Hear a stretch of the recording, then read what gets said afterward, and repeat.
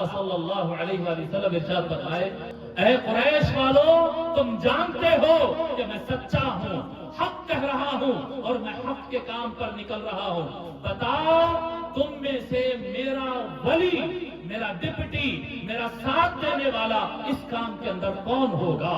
کون کرے گا یہ کام؟ سب لوگ خاموش بیٹھ جاتے ہیں۔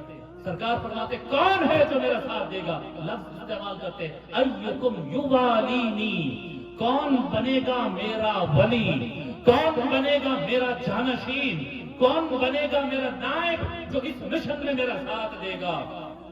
سارا محفل سناٹا، کوئی آواز نہیں کرتا۔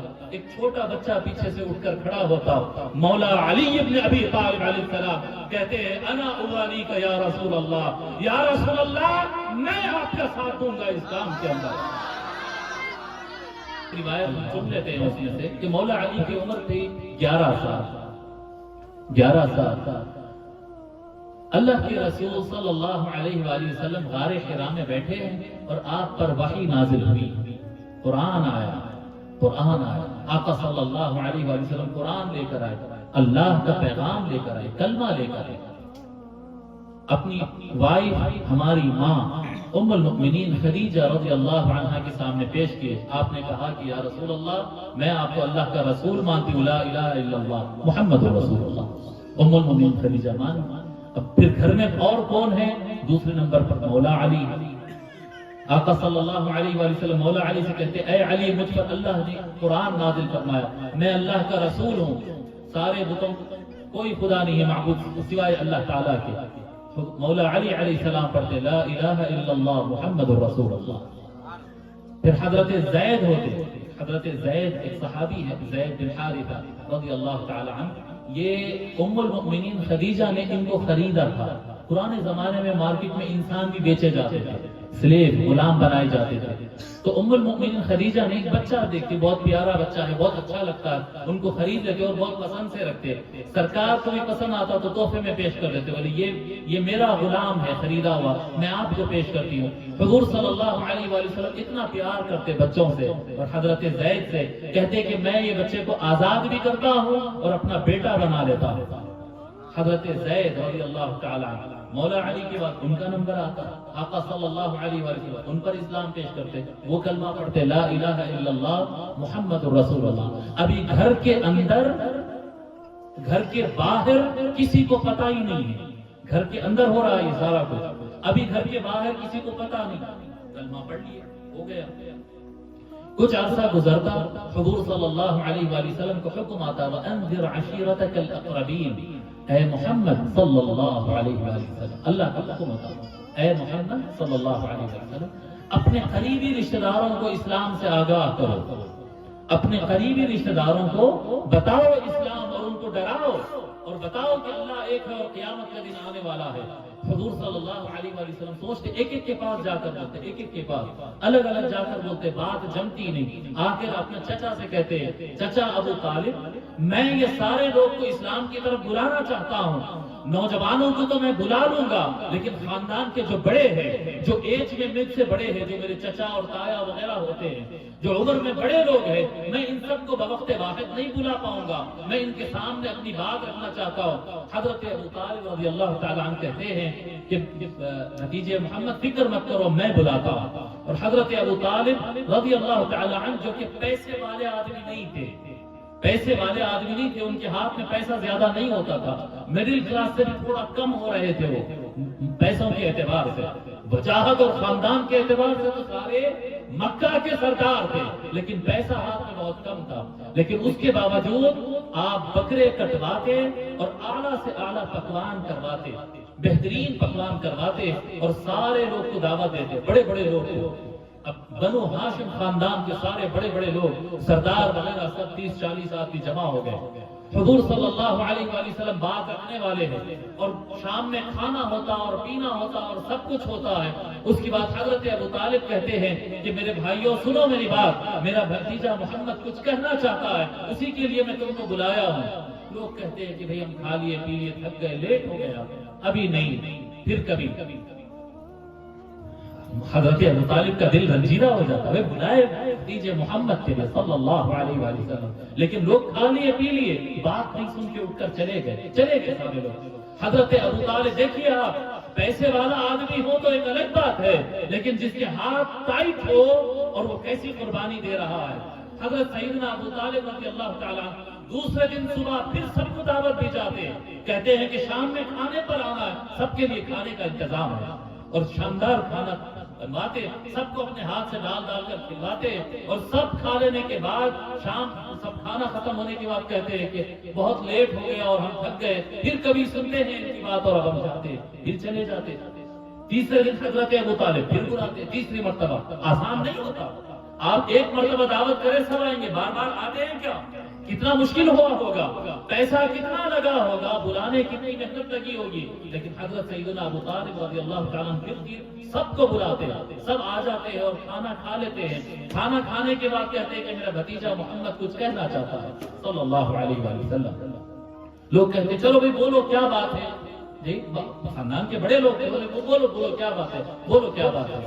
حضور صلی اللہ علیہ وآلہ وسلم بیان کرنا شروع کرتے اور فرماتے ہیں کہ بے شک اللہ تبارک و تعالی ایک ہے، وحدہ لا شریک لہ، اللہ کے علاوہ کوئی اور خدا نہیں ہے۔ اللہ نے مجھ پر قرآن نازل فرمایا ہے اور اب میں اسلام کے مشن پر نکل رہا ہوں، لوگ کو اسلام کی طرف بلانا ہے، اللہ کے علاوہ دوسروں کے سامنے جھکنے سے لوگ کو روکنا ہے، غریب اور امیر کو برابر کرنا ہے، کوئی بڑا چھوٹا نہیں ہوتا، اب اسلام کے مطابق ایکویلٹی پر کام کرنا ہے، معاشی اعتبار سے، پیسوں کے اعتبار سے ایکویلٹی اور انصاف ہونا ہے، کوئی طاقتور کوئی غریب کو نہیں مارے گا، غریب کو اس کا حق دلانا ہے، کمزور کو حق دلانا ہے، ہر مظلوم کو حق دلانا ہے۔ اللہ کے سامنے کوئی آقا اور کوئی غلام نہیں، سب اللہ کے بندے ہیں۔ اس طرح کے آقا صلی اللہ علیہ وآلہ وسلم سوشل ایکویلٹی کے، فائنینشیل جسٹس سے متعلق آقا صلی اللہ علیہ وآلہ وسلم زبردست گفتگو کرتے ہیں۔ لوگ بولتے ہیں کہ یہ تو بڑا مشکل کام ہے۔ دیکھو میرے پاس عقیدہ کوئی بھی رکھ لینا زیادہ مشکل نہیں، عقیدہ کوئی بھی رکھ لینا زیادہ مشکل نہیں، لیکن ایک غریب کے لیے کھڑے ہو جانا بہت مشکل رہتا ہے کہ سامنے والے بہت طاقتور رہتے ہیں۔ آپ تصور کریں نا، کوئی غریب آدمی پر اگر کسی علاقے کا MLA MP ظلم کر رہا ہے غریب پر، اس کے پاس نہ پیسہ ہے نہ کچھ ہے، مدد کرنے جا سکتے مدد کرنے؟ بہت مشکل کام۔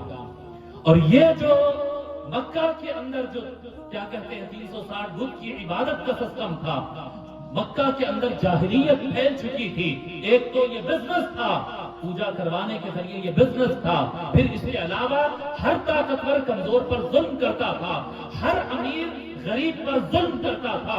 قبائل قریش کے اپنے آپ کو بڑا سمجھتے تھے، باقی دنیا کو تھرڈ کلاس اور نیچ اور چھوٹا سمجھتے تھے، جی ان کو اپنے محلوں میں آنے نہیں دیتے تھے، ان کو اپنی عبادت گاہوں میں آنے نہیں دیتے تھے۔ یہاں پر جو تھا نا ہزاروں سال پہلے، وہی سسٹم وہاں پر تھا، ٹچ نہیں کرنا، آنا نہیں، برتن میں کھانا نہیں۔ اور آقا صلی اللہ علیہ وآلہ وسلم سارے انسانیت کو ایک لیول پر ایک جسٹس اور ایکویلٹی کا نظام نافذ کرنے کی بات کر رہے تھے۔ سب لوگ سنے، جب سرکار ساری بات رکھ دیے، سب سن لیے، اس کے بعد آقا صلی اللہ علیہ وآلہ وسلم ارشاد فرمائے، یہ مشن پر میں نکل رہا ہوں، ایکم یوالینی فی ھذا الامر، اے قریش والو تم جانتے ہو کہ میں سچا ہوں، حق کہہ رہا ہوں اور میں حق کے کام پر نکل رہا ہوں، بتاؤ تم میں سے میرا ولی، میرا ڈپٹی، میرا ساتھ دینے والا اس کام کے اندر کون ہوگا؟ میرا ساتھ کون دے گا اس کام کے اندر؟ دیکھو کام آسان نہیں ہے، آپ کہیں گے کہ بھائی یہاں سے وہاں تک چھوڑ دو، کر دیں گے، 25-50 ہزار لاکھ روپے قرضہ دے دیں گے، لیکن وقت کی طاقتور حکومت سے ٹکرانا ہے، وقت کے مالداروں سے ٹکرانا ہے، غنڈے اور بڈیروں سے ٹکرانا ہے، کون کرے گا یہ کام؟ سب لوگ خاموش بیٹھ جاتے ہیں۔ سرکار فرماتے کون ہے جو میرا ساتھ دے گا؟ لفظ استعمال کرتے ایکم یوالینی، کون بنے گا میرا ولی، کون بنے گا میرا جانشین، کون بنے گا میرا نائب جو اس مشن میں میرا ساتھ دے گا؟ سارے سارا محفل سناٹا، کوئی آواز نہیں کرتا. ایک چھوٹا بچہ پیچھے سے اٹھ کر کھڑا ہوتا، مولا علی ابن ابی طالب علیہ السلام کہتے ہیں انا اوالی کا یا رسول اللہ، یا رسول اللہ میں آپ کا ساتھ دوں گا اس کام کے اندر. اللہ اکبر. حضور صلی اللہ علیہ وسلم فرماتے علی بیٹھ جاؤ، بیٹھ گئے. پھر دوبارہ فرماتے اے بنو ہاشم سن لو، اب میں یہ اسلام کو لے کر باہر نکلنے والا ہوں، سارے قبیلوں کے سامنے رکھنا ہوں، اور تم جانتے ہو یہ انصاف کی بات ہے، حق کی بات ہے، اکوالٹی کی بات ہے اور حق بات ہے. یہ تم جانتے ہو یہ ایکم یوالینی، کون دے گا میرا ساتھ. پھر سارے قبیلے میں سناٹا. دوسری مرتبہ پھر وہی لڑکا اٹھتا ہے علی ابن ابی طالب انا اوالی کا یا رسول اللہ، یا رسول اللہ میں بنوں گا آپ کا نائب. اللہ. حضور صلی اللہ علیہ وسلم دوسری مرتبہ فرماتے علی بیٹھ جاؤ. بچے سامنے بھی نہیں بیٹھ سکتے نا، پیچھے بیٹھتے تھے، پیچھے بیٹھتے تھے. فرمایا بیٹھ جاؤ علی، بیٹھ جاؤ. سب لوگ پلٹ پلٹ کر دیکھتے کون ہے، اچھا یہ، اچھا ابو طالب کا بچہ علی، ٹھیک ہے. ایسے ایسے وہ تعجب سے دیکھتے، یہ بڑے بڑے لوگ ہیں یہ سارے. آقا صلی اللہ علیہ وسلم تیسری مرتبہ فرماتے یہ کام کے لیے میں نکل رہا ہوں، کون میرا ساتھ دے گا. پھر کوئی کچھ نہیں کہتا. پھر مولا علی اٹھ کر کہتے انا والی کا یا رسول اللہ، یا رسول اللہ میں آپ کا ولی بنوں گا، میں آپ کا نائب بنوں گا، میں آپ کا ساتھ دینے والا بنوں گا. آقا صلی اللہ علیہ وسلم فرماتے لوگوں دیکھ لو یہ علی ہے، یا علی انت ولی فی الدنیا والآخرہ. اے علی تو ہی میرا ولی ہے، اے علی تو ہی میرا ساتھی ہے، اے علی تو ہی میرا جانشین ہے، اے علی تو ہی میرا ڈپٹی ہے، دنیا میں بھی اور قیامت کے دن بھی. ایکم یوالی انت ولی فی الدنیا والآخرہ، دنیا اور آخرت میں اے علی تو ہی میرا ولی ہے، تو ہی میرا ڈپٹی ہے، تو ہی میرا نائب ہے، تو ہی میرا ساتھی ہے. اس پر ابو لہب، ابو لہب یہ نام سنے نا، خاندان سے تھا مگر بڑا گستاخ تھا. ابو لہب ہنس دیتا، بڑی آواز سے ہنستا ہے اور کہتا ہے ابو طالب اس واسطے جمع کرے تھے، اس واسطے جمع کرے تھے کہ محمد کی بات سنو، محمد کی بات سنو صلی اللہ علیہ وسلم. جی دیکھو یہ آپ کا بھتیجا کیا کہہ رہا ہے، کہہ رہا ہے کہ یہ بچہ علی تمہارا سردار اور بڑا ہوگا، اب اس بچے کی بات سننا پڑے گا ہمارے کو. چلو چلو بنو ہاشم چلو چلو، یہاں کیا بات ہو رہی ہے، چلو یہ بچے کی بات سننا ہے. مولا علی علیہ السلام کی ولایت دنیا کے اندر بھی اور آخرت کے اندر بھی آقا صلی اللہ علیہ وآلہ وسلم باقی زمانے کے سامنے اسلام پیش کرنے سے پہلے مولا علی کی ولایت کا اعلان کر دیے تھے. مولا علی علیہ السلام کی ولایت کا اعلان کر دیے تھے، اور اس زمانے سے آج کے زمانے تک جس کے مزاج میں ابو لہب بیٹھا ہے وہ اس وقت بھی ہنس کر انکار کر رہا تھا، آج بھی مولا علی کی ولایت کا ابو لہب مزاج کے لوگ آج بھی انکار کر رہے ہیں. وہ ایک مزاج ہے نہیں ماننے والا، نہیں نہیں وہ نہیں، وہ ان کا مقام ہوتا نہیں ہے. ارے نہیں بڑا لے رہے ہیں آپ لوگ، نہیں نہیں بڑا لے رہے ہیں. سرکار فرما رہے وہ ولی ہے دنیا میں بھی اور ولی ہے آخرت میں بھی، برابر ہے یہ. بہرحال دنیا نہیں مانی، لوگ نہیں مانتے نا آسانی سے. کسی نے کہا عمر کم ہے، کسی نے کہا کہ نہیں لوگ غلو کرتے ہیں، زیادہ کہہ دیتے. پھر اس کے بعد کیا ہوا، مولا علی علیہ السلام ہر محاذ پر موجود. آقا صلی اللہ علیہ وآلہ وسلم دیکھیے آپ کہیں بھی اگر حالات تھوڑا ٹینشن ہونے کے امکان ہے، سمجھ ایک مثال کے طور پر محلے میں کوئی جھگڑا ہو گیا، اگر جھگڑا ہو گیا ہاتھا پائی ہونے کا ڈاؤٹ ہے تو بڑے جاتے بات چیت کر کے سالو کر دیتے ہیں مسئلے کو، رائٹ. چھوٹے بچوں کو آنے دیتے وہاں پر، تو نہیں بچوں کو اندر کرو، خطرہ ہے، خطرہ ہے. لوگ کہتے ہیں کہ نہیں وہ اسلام قبول کرے، مولا علی بچے تھے. مگر آقا صلی اللہ علیہ وآلہ وسلم جہاں کہیں تبلیغ کے دین پہنچانے کے لیے جاتے، جہاں جہاں لوگ وہاں پر جان کا خطرہ ہوتا تھا.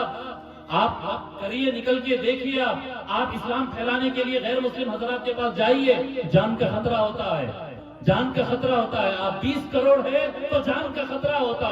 کیا معاملہ رہا ہوگا جب محمد اور علی کے علاوہ کوئی اور نہیں تھا. 20 کروڑ نہیں، صرف 2 لوگ تھے، ایک بڑے آدمی تھے، ایک چھوٹا سا بچہ تھا. آقا صلی اللہ علیہ وآلہ وسلم وہ جان کے خطرے کی حالت میں کبھی یہ نہیں فرمائے کہ علی گھر میں بیٹھو میں کام کر کے آتا ہوں. جہاں جاتے علی کو ساتھ لے کر جاتے. زمانہ دیکھتا ہے کہ یہ تبلیغ فرما رہے ہیں، یہ ان کا نائب کھڑا ہے. یہ ان کا نائب کھڑا ہے، یہ ان کا نائب